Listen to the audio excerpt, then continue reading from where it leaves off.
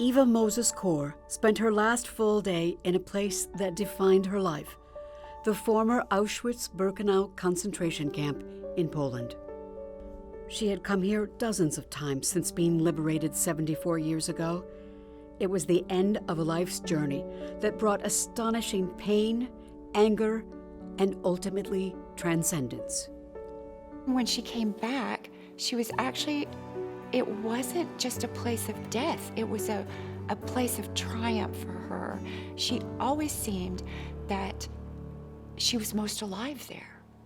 Eva was born in 1934 in the tiny village of Ports, Romania.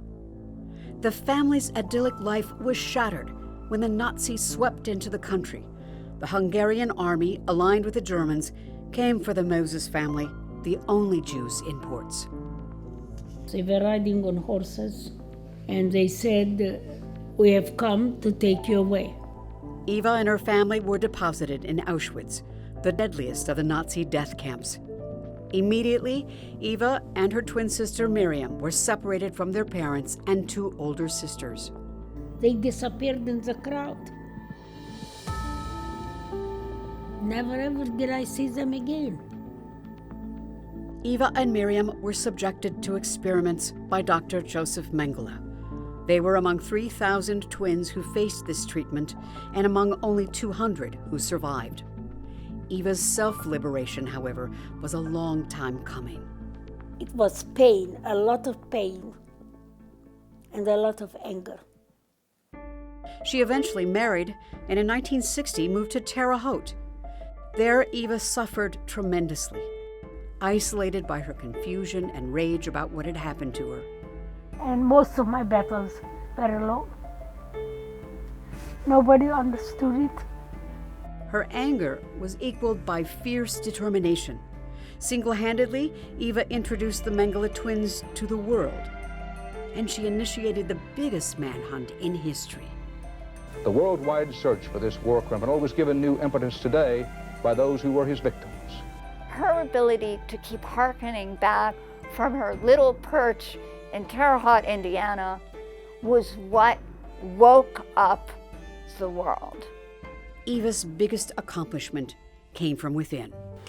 I, Eva Moses Kor, hereby give amnesty to all Nazis who... In 1995, on the 50th anniversary of the Auschwitz liberation, Eva Moses Kor returned to the camp to announce that she had forgiven the Nazis. Enough is enough.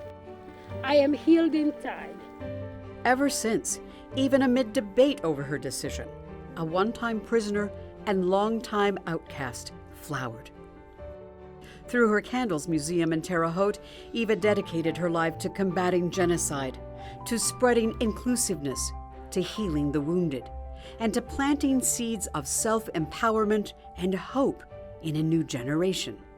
She did not want you to leave the museum crying. She wanted you to leave the museum smiling and empowered and ready to make a change in this world.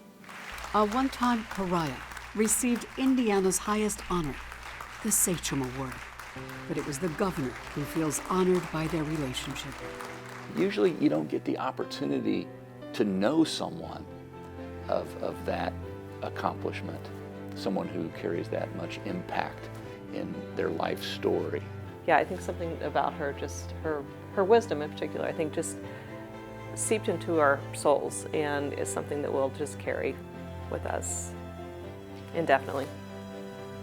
Eva's story became celebrated around the world through a documentary, an educational outreach campaign, and even a virtual reality experience. Perhaps her greatest legacy will be how she inspired children. And you can change the world. Did you know that? I want to be like her. If everyone had that power, the world will be 100% better in every single way. She has these sort of simple messages, but they're so profound. You know, messages about empathy and forgiveness and hope and inclusiveness. Despite a number of health scares, Eva maintained an almost grueling schedule, making hundreds of speaking appearances per year, including international travel and regular appearances at Candles. she always was willing to share wisdom with those in need, but was never short of opinions. You cuss like crazy. You know, I've been working on that. I feel like death is going to show up at her door and she's going to give him a lecture on how he's dressed, you know. She wanted to live to 110 because she wanted to be at the 100th anniversary of Auschwitz. So I always thought that if anyone can survive by sheer determination, it is Eva Kor. And on that final day, a fitting coda, a chance encounter with a children's chorus from Los Angeles, which led to a request by Eva for her favorite song. She asked them as she pulled up to sing, you know, I Dreamed the Impossible Dream, and it was very funny that a lot of the kids didn't know it. Your arms are too weary. And your arms are too weary to reach the unreachable stars. And my mom was just taking it all in and loving every second of it, and that part for me is more symbolic and more how I would want to remember the last day or so.